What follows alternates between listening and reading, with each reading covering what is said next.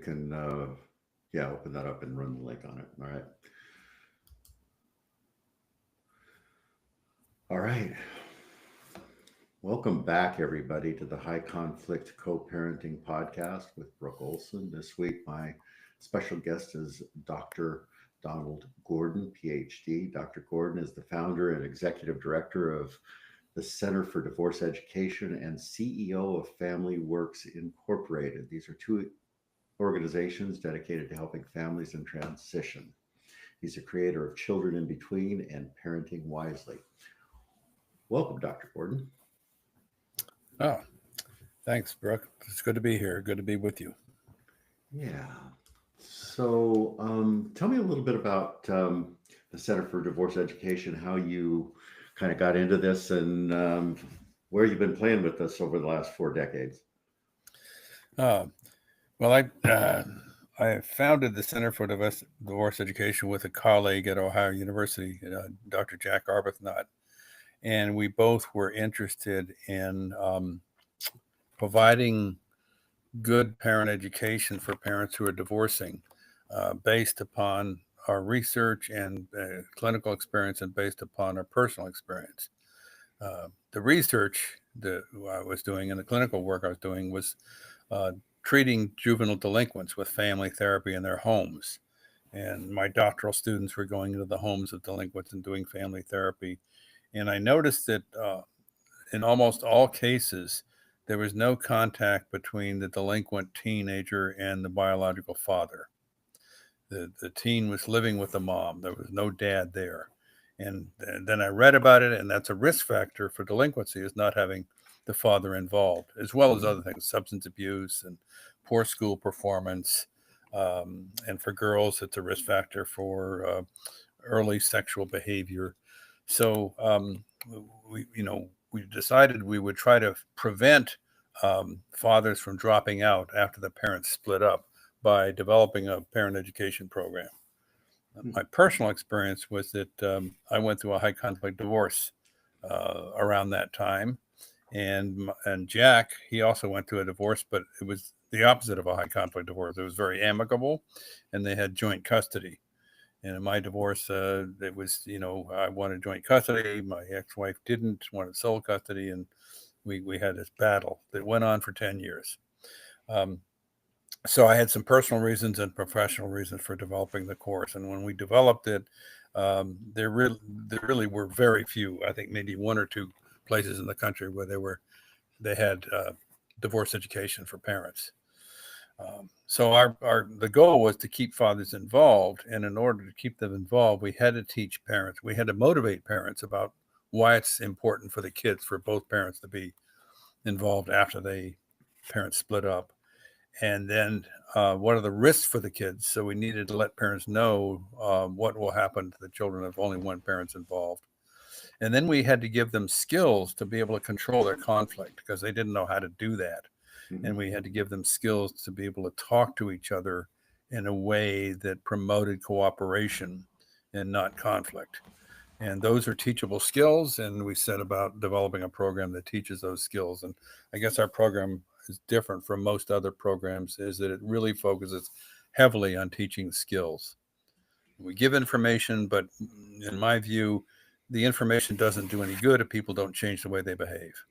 So we're Right. looking to change the way parents interacted and behaved, and we wanted to teach parents to protect their kids from their conflict. It's interesting, Dr. Gordon, because almost everybody that I interview over the years in this podcast, in terms of the professionals like you and I, have a background in this. We have a personal background in this stuff, and it kind of lights a fire to wanting to make change in the system, trying to give skill sets to parents that nobody really seems to be effectively doing. And I said nobody, but very few people have programs out there that teach the skill sets. We can talk all we want about high conflict personalities. We can talk all we want about, the high conflict cycles, but essentially it boils down to parents learning how to self regulate. and how to have that skill set of coming into conversation and understanding the underlying um, problem that you brought forward is that these kids, when they're caught in the middle of these fights, if at least one of the parents don't wake up and start doing something differently, the outcomes are horrific. Yeah. So tell me a little bit about your approach and how you go about getting parents to understand some of these concepts and to shift into more of a integrative parenting, even when there is a high conflict personality in the mix, and Right. if you found effective ways to go about that. Right. Well, we do it. We use a scenario-based approach instead of saying, "Well, this is a parenting course, and today we're going to cover this topic," and go a topical approach. We show very realistic scenarios that are common in divorced families where the parents are fighting about something, Hmm. and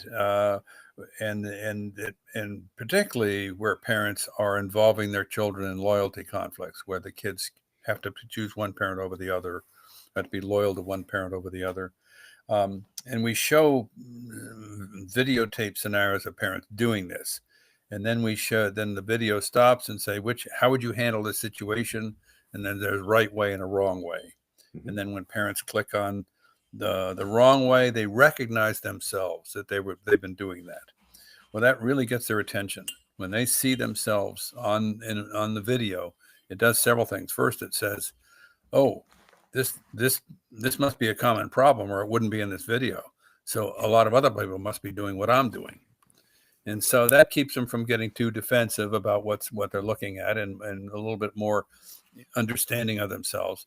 And then it lets them know that this is, this bad way of doing things is not good for the kids.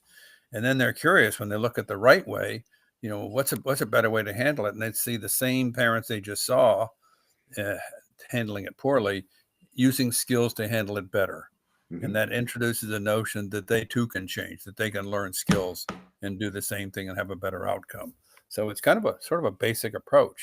You look at this video scene, and there's a right way and a wrong way, and um, and then there's a series of questions they're asked about what they just saw, and then they click on the screen and they see the answer, and the answer to the questions gives them a lot more information about what they've been looking at and what the effects of the conflicts are about the kids. So by looking at hitting the screen to see a question and then selecting next to see the answer, that gets them interacting with the material. They're not just passively sitting there. So that we encourage them and force them to be active learners in the content. So it keeps them involved. If they don't do anything, the screen goes idle, and the program doesn't progress. So you can't start the program and leave the room and do something else and have it continue. You have to continue to be involved with it. And we developed it that way so that parents, would complete their program and be involved in it, not try to game the system and just try to get it over with, which a lot of people want to do during that time in their lives. Right. Kind of the thing that I see so many programs that are out there do exactly what you're talking about. There's a click through, they can game the system, and they can just kind of blindly go through it and click the box and send it to the court and say, I did all of this stuff. The piece that I've noticed in the years that I've been doing this is that, to your point, this these concepts about dealing with high conflict personalities or conflict in divorce, it's not complicated. It doesn't take a lot of knowledge to make the shifts. The problem that I see by and large is people not really taking the time to do the internal work to shift the patternings that are neurobiologically ingrained in their um, their brains to step into making the change. And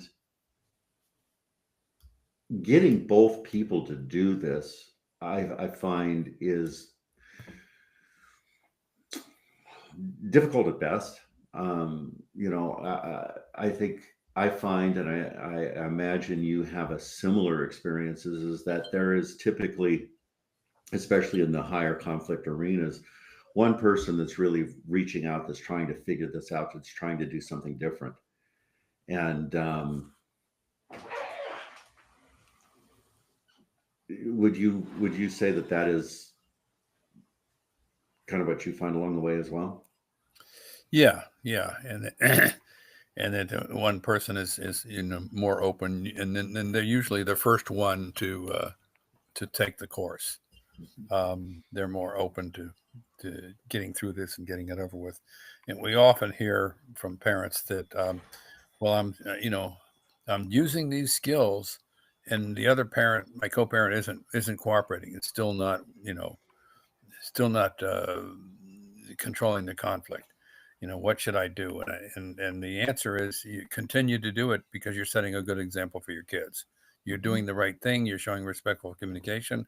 You're showing that you can regulate your emotions, that you can control yourself, that you can do things to calm yourself down. And that's setting a really good example for your children, because those are good skills that they're going to need in their lifetimes. So we do run into that, and that one parent's more open than the other. They will notice when they start to use the skills that they're having more civil conversations, that they are getting the work done. They're working out the exchange and the details of the exchange, or the change in the schedule, without a lot of emotion. And they like that. They like that the emotional volume has been turned down. Their attorneys also like that, because they notice that they're calmer. Their mediators notice that they're also calmer when they do mediation, once they use these skills. Now, again, we're not just imparting information, because there's so much information out there that's useful Mhm. to parents, but it's got to be done in a way that translates into changing their behavior and learning skills. And so we focus pretty heavily on that. And I can So say something a little later about what makes programs memorable, and what what does it take for people to remember the material. And we've really been getting into that a lot yeah. lately. Yeah, let's get into that in just a second. I mean, one of the things that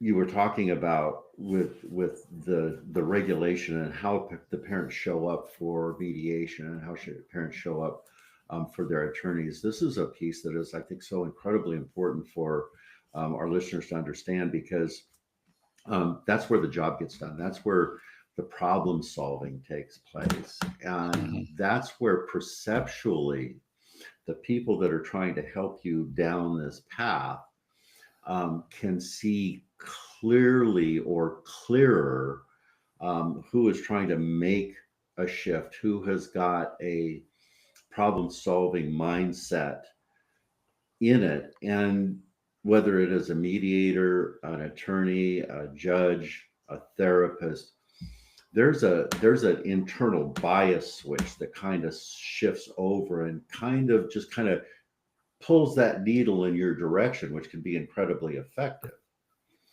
Mm. And along with that, we're talking about the kids, and how we want to get them out of the middle of this, right, Don? And Right. in that process, the children are co-regulating off of their parents, and if they don't have a model to co-regulate off of that is stable, that anxiety that gets instilled in their nervous system is the problem long term, in terms of psychological disorders and the development of the same. And as you were talking about, this notion of not having both parents in their world, or at least a good, solid, stable parent in their world, the outcomes are horrific for them. Yes. Yeah. We we explain to the parents in the program that that when we talk a lot about brain science Hmm. and the body's physiology, and then when they have an argument that the children are witness to, either overhear it or see it directly, the cortisol is generated in the children's body, and cortisol has an effect on the children's ability to focus their attention and learn and regulate their emotions. And it stays in the body for 72 hours after the fight occurs. And so Yep. the kids will go to school the next day and have a hard time concentrating, Hmm. more likely to get in trouble with the teacher. They're not focusing on their academics. If this continues over a long period of time, they're going to have academic difficulties because they can't focus Yep. and they can't remember very well. And they're having a hard time regulating their own emotions. They're more likely Hmm. to show behavior problems and be emotional in the classroom. And then they could be isolated from other peers and seen as a problem child. So a lot of these things can cascade that affects the kids well beyond the home into the school. And then that, as you mentioned, that has long-term, lifelong consequences. We know that kids of divorce are less likely to go to college, for instance, and that be maybe one of the reasons. Um, by the way, we also know that if fathers are heavily involved in the children after the split, after the divorce, that they're more likely to pay for college expenses so those kids can go to college. Hmm. So this we explain to the parents about how the brain works and how this cortisol is produced, and the parents are fascinated to find out about how their amygdala works. And the amygdala is a part of the brain that checks to see if we're safe, Yep. and if we're not safe, it sends us into fight or flight. Hmm. And when we're in fight or flight, we can't problem solve. We can't show empathy toward the other parent or our children. We can't show compassion. We can't show kindness. We're either fighting or we're running. And when parents learn that their brains are wired this way, they get really interested. They also feel a little less guilty about losing it with Right. the other parent because they know this is normal. That your Hmm. brain is wired to do this to keep you safe. And Yeah. and it's one of the things that we think it's important to do in the program, and we think we do it well, is to be kind to these parents who are having eye conflict. They're having a hard time. It's difficult on them. Instead of blaming them for going back to court a lot, we say this is really hard on you, and here's why it's hard on you. Mhm. And then we say here's what you can do about it, and we Yeah. teach them ways in which they can emotionally regulate, in which they can activate their parasympathetic nervous system and calm themselves down. Mhm. You know, for instance, taking some deep breaths before you call your ex, so you calm yourself down. Yeah. Um, Reframing, considering that your ex may have benign or positive motives for their behavior instead of just negative motives. So we teach them these skills that will help them not go into an amygdala hijack where their Yeah. amygdala takes over. And And learning the how not parent to take this knows, stuff personally too, right? pardon that? And learning how not to take this stuff personally. Exactly, and not to take it personally. It's not all about you. You Hmm. know, it's the other parent has a lot of different reasons. For instance, the other parent may be late in returning the children or picking the children up, not because they disrespect your authority, but because they had a problem with the car, or they weren't paying attention to the time, or they had to get on the phone and solve some problem, and it has nothing to do with you. So is that what you mean by not taking it personally? Yes, and I think that, and even if it is not benign, if it is intentional, the conflict in of itself, I like to look at it through a different window, that the conflict isn't personal. It's about unresolved stuff that the person hasn't figured out how to do relationship already. They may be stuck in an old pattern, and they may not have processed the breakup yet. There are a whole lot of reasons why people get angry and aggressive in this. But I think when parents can learn how to stay neutral, not take that piece personally, not engage in the conflict with it, go, well, nobody died here. I had to wait an extra 15 minutes to get the kids. This is an ongoing pattern. You know what? I'm just going to show up on time. I'm going to get a cup of coffee. I'm going to read a book. I'm going to wait for it to happen. So they don't engage the cycle more Mhm. and create more energy coming back at them, which is really habitual to a large extent in a lot of these conflicts. They're a part of an ongoing cycle that was probably there in the relationship before, and this is just continuing. So if you're going to break the cycle, somebody's got to actually do something differently.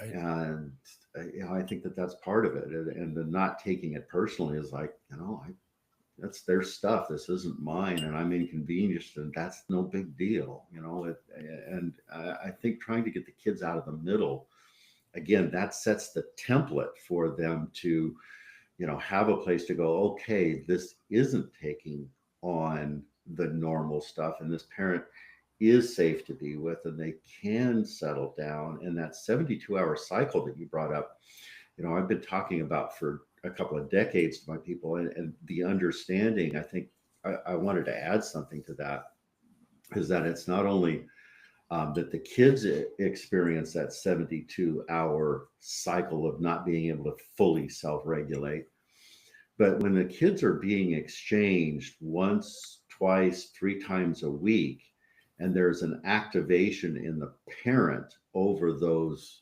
exchanges or those interactions with the other parent or the legal system, that they don't fully self-regulate for 72 hours. And if that takes 1 or 2 or 3 times a week, nobody has an opportunity to self-regulate or to down-regulate, if you will.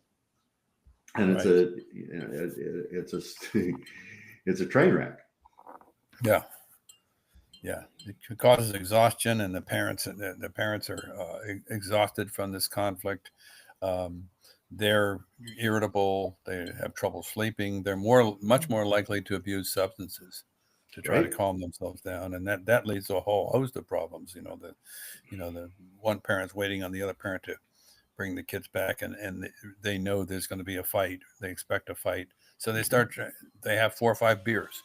That's not going to be helpful, but that's maybe their habit about how they calm themselves down. And then the other parent will get very upset. You've been drinking, and you're going to be with the kids, and the kids won't be safe, and they get into a whole argument about that. So it's really important to point out to the parents that the personal cost that they're paying for not making these changes and not learning to self-regulate and not learning to use skills, because we want to motivate them to take the time to learn and practice these skills and to learn how to self-regulate, not just for their children's benefit, which you noted, but for their own benefit. Yeah. Because they're deeply interrelated. Yes. Yeah. And then, that's if the parents are seeing their children, being happy and being more well-adjusted, then that helps calm them down too. Then they can pat themselves on the back for doing a good job. And if they are seeing that the other parent has the same goal to help the kids adjust and be happy and be calm, that they feel like they're working together for the same goal, that increases their sense that they're in a partnership. Mm-hmm. And the more they do that, the more they see the benefits for the children and for themselves, that they have a partner. And we point out to the parents, you're going through this divorce, but you're going to be partners for your children, for the rest of your lives. They're going to finish school. You'll go to the graduation. There may be a wedding that you go to, maybe grandchildren. So this is going to continue.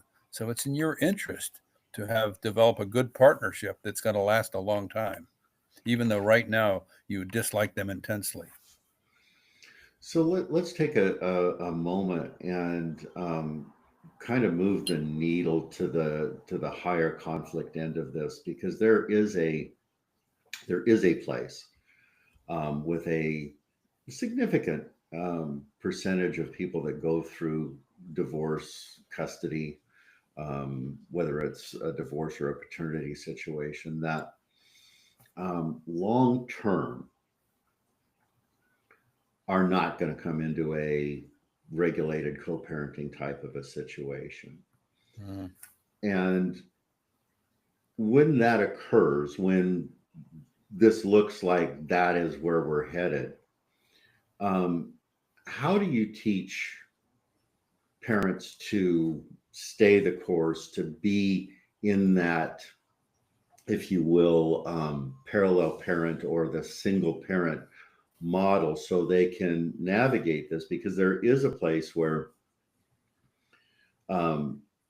over years of dysfunction, that a parent will be cut out of a wedding, or there'll be a birth, or there'll be something that happens where somebody is not invited because of the conflict, or they're invited but everybody's braced because they know stuff's going to blow up. Yeah.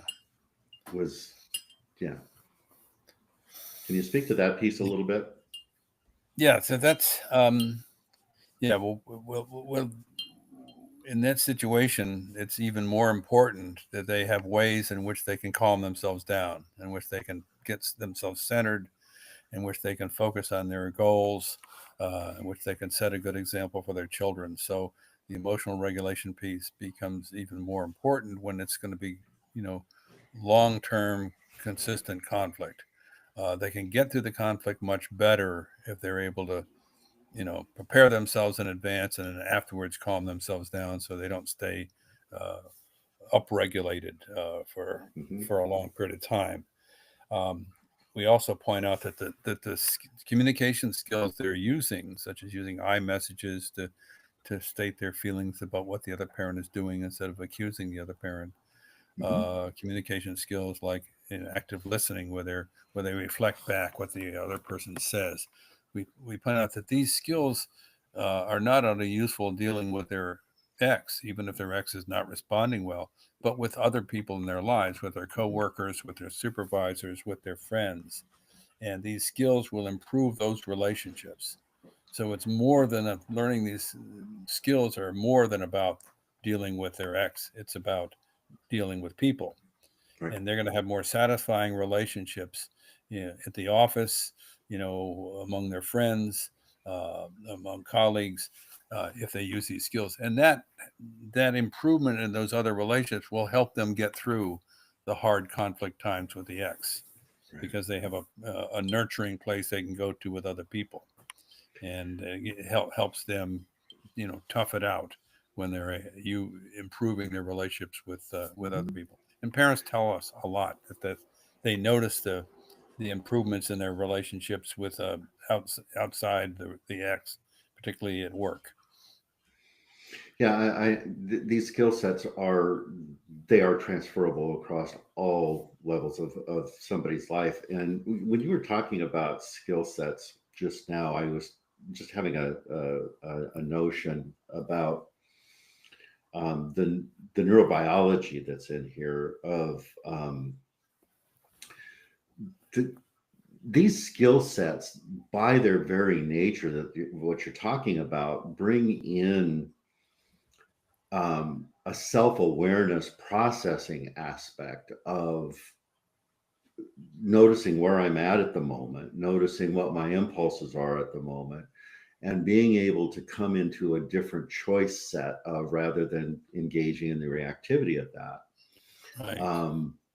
That I'm at a choice point where I can go, okay, I'm going to breathe here, I'm going to do something else.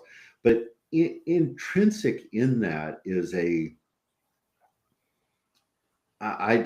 come back to the notion of self-awareness, that so many people are so reactive, or they're just in that cycle so quickly, that this really interrupts that pattern and allows for regulating better with the kids, regulating better with the other parent, regulating with your partner, whatever these aspects are.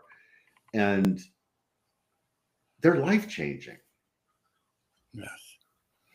Yeah, absolutely life-changing.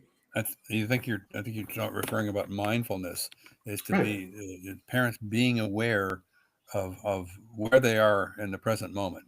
Where's their attention, what's their body doing. We teach pay attention to your body. It'll give you cues when you're tense. You're feeling it in your neck, your hands, your shoulders. What's your body telling you? Be fully aware of the present moment, and we teach people tricks for doing that, like look around you, look at the leaves on the trees, look at the bright colors, listen for sounds. So tune into your senses, So when you tune into your Orientation. senses, then you're in the present moment. Yes. And then you can have calmness, and then you can have intentionality.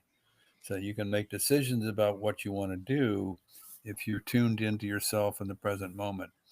A lot of the suffering that we have as humans is because we're thinking about the past, about something that we regret that happened or unhappy about, or we're worried about something in the future. Mhm.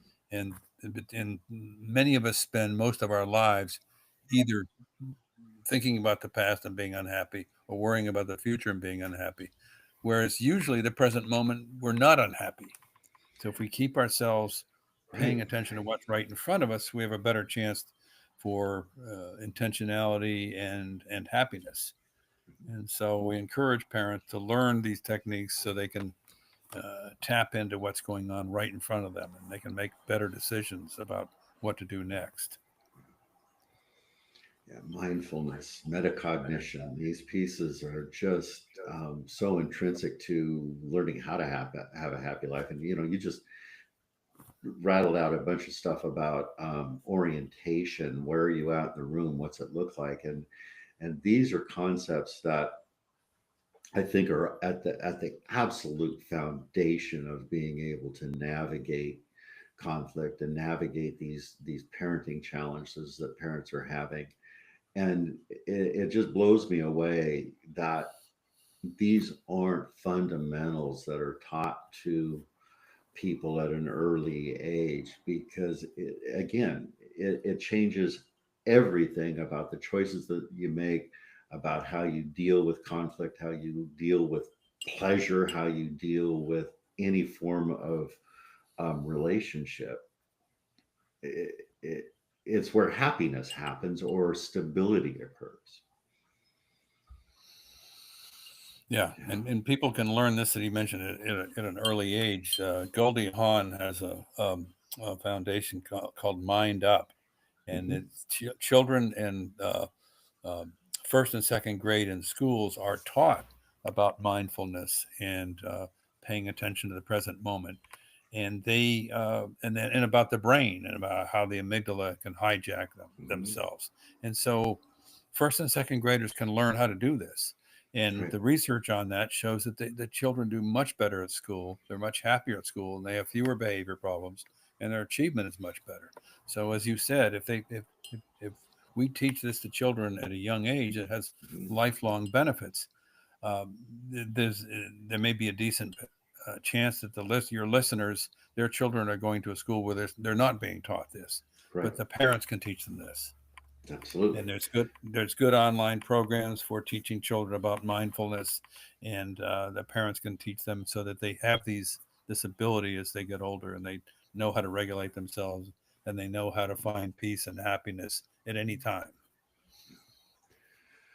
So, Dr. Gordon, you wanted to talk a little bit about systems. You wanted to talk about, I think you're headed to how you've developed your programs and how these systems are trackable and um, whatnot. Is that where you were going with that?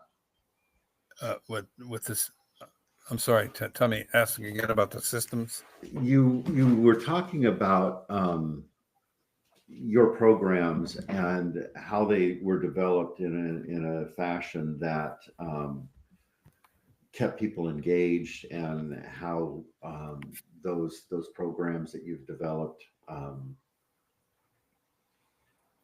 Oh, help the yeah, retention. Yeah. yes. Yes. Fairly recently, in the last year, I've been learning a lot about instructional design, and unfortunately, most of the programs out there that parents take, parent education programs, are not designed so that the material will be memorable. Hmm. It throws a bunch of information out, and there's no way of the parents can remember all that information. But good instructional design means there's repetition of key principles, there's repetition of skills, there's demonstration of skills, there's a chance to interact with the material. The parents are quizzed about them as they go through the program. They're quizzed about what they're learning, so there's accountability. Um, the material has to be personally relevant. There has to be an emotional hook in there to keep their attention. So all of these factors about instructional design we built into our programs so that parents will be able to remember and use the skills. Because my view is there's no point in having a program if people, 6 weeks later or 2 weeks later can't remember the key Right. points from the program. And I've been to many presentations and professional conferences where I've gone to an hour and a half long presentation, and it was really interesting. Something I was interested in. It was really interesting. It was presented really well, um, and go through several of those in the course of a day, and then several days later, I don't remember what was at that presentation. It's gone. And then I used to think that it's something wrong with my memory. And then I talked to other people, and pretty much everybody's the same. They don't remember either. Mm-hmm. So we don't use that approach. We don't use a lecture approach Right. So that's something that I've really been focused a lot on lately, is to have material that will be memorable and useful so that parents can make a difference in their lives and their children's lives. Yeah, the experiential piece of it, I think, is the part that does anchor it, where there is interaction, where there is self-reflection, where there is a place of challenge to do something to help integrate that physiologically into the system. Yes, well put. And so, as the people are listening to this, they're making a choice to come in and listen to this. We've had a following that has been with us for almost 6 years now, and that they're trying to make some shifts, and they're going out into the internet sphere looking for information and looking for programs. And what I want to say to our listeners at this moment, and for you to reflect back to them as well, is that there are hundreds of courses out there. There are hundreds of people that are trying to teach some of this material, and my caution always is be discerning as to two things. One, who you're getting your information from. Make sure that they have a good education in this area, that they understand the principles of high conflict and the personalities that are involved, and that they are really putting something integrative in there. And that secondarily, that you're not just clicking a box, because if you're just clicking a box to get something done for the court, or because you're just skimming through something, you might as well not bother. The reason you're coming here, the reason that you're looking for this material, is because you want to have a relationship with your children, that you want to change the dynamics of this. And if you're not in that mode, what are you doing? And if you're not in that mode, why aren't you in that mode? Because to me, the goal here is to be connected with your children in a fashion that is stable and secure, and the children know that that is where you are and that you've got their back, and that you want to be able to launch a successful adult that isn't running on fear and anxiety all of the time, that's going to replicate the patterns that you just did with your ex.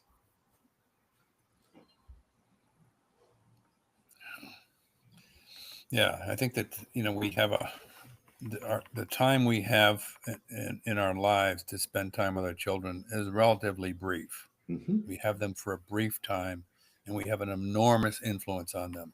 Yes. So it's very important to be really intentional about how we spend that time, and so it's that what we're teaching them is going to last them into their adult years. And a lot of times what we teach them, we're not aware that we're teaching them. We're not aware that we're, the example we said, for instance, if we tell them to get off their screens, which is a big issue these days, to interact more with their friends in person, to get off their screens, to start doing the homework and get off the phones. But then we are on our screens. Right. And even at the dinner table, we're on our screens. When we're Mhm. having a phone conversation with a friend, we're on our screens. We're multitasking. Our actions speak louder than our words. So the children are going to be paying attention to what we do more than what we say. Right. So, and that's where a lot of us, and myself included, we fall short. We don't realize that the example we're setting has a bigger effect than what we're telling our children. Yeah. So it's that causes us to be watching ourselves more. You mentioned Yes. metacognition. That's the ability to observe yourself and what you're doing, and observe your own thoughts. Mhm. Mindfulness teaches us to be able to observe our thoughts, and then once you know how you're thinking, then you can make a change in your thinking, and then you have control. Then you have more intentionality. So Yeah. Well, these are things that we can teach our children too, and mhm. they can change their thinking, they can change their thoughts, they can change their emotions. You and I have been in this arena for decades, and you longer than myself. You've created programs that you have modified over time with intention to do things better, as have I put stuff out there. And at this point in our conversation, I'd like you to, as we start to wind down here a little bit, Dr. Gordon, to let our audience know how they can find you, can find your material, and how they can interact with your programs. Oh, well, thanks for that question. Yeah, the name of the program, and you can Google it, is high conflict solutions, and that's highconflictsolutions.com is a website, and they can go find out information about that. Um, the other program that we had developed for not your high conflict cases, but for your typical divorce case, is called Children in Between, Hmm. and that's you can Google that and find the program from Children in Between. We also have a new program for Children in Between for kids that teaches children emotional literacy, how to express what they're feeling to themselves and to their parents. And we want parents and kids to use the program together. So it teaches them emotional literacy, and it teaches them evidence-based methods of calming themselves down and dealing with stress. Uh, so that program is Children in Between for kids. So Okay. And those are the ways that the parents can find us. so what I'd like, Dr. Gordon, if you will, when we're done here, send over to my staff the links for Children in Between and for Children in Between for kids. I think the piece for having a resource for kids to learn some of these things are just incredible because they're not out there. I mean, there aren't these pieces that give the children emotional literacy and stuff. So I want to make sure that we get that in our show notes for our listeners and that they can find that and we can help promote that piece because I think it's incredibly important. Oh yeah, no, yeah. Thanks a lot. We'll be happy to send you those links, and people can find it. And um, yeah, we encourage parents to give us feedback about if they use the program, to give us feedback, and we use that feedback to make changes and improvements to the Mhm. program. And we've been doing that all along. So we want to find out. The reason I developed the program was to make things better for families, and we want to find out how to do a better job of that. So the parents' feedback is very, very helpful. Awesome. Well, Dr. Gordon, thank you so much for taking this time to spend with us, to spend with our listeners, to give us this valuable information. And um, we will make sure that those pieces are available to the listeners going forward. This has been Children in the Middle with Dr. Donald Gordon. And again, thank you, Dr. Gordon, for joining us. Thank you, Brooke, and I thank you for the work that you've been doing in this field. And I'm very impressed with your insights and how you're able to help parents. So we're working on the same issue, and it's nice Mhm. to know that there's such good people like yourself out there offering this really good advice for parents. Thank you so much. You take care. You know, Yeah, you too. Bye. So Don, stay here for a minute while this downloads. Okay.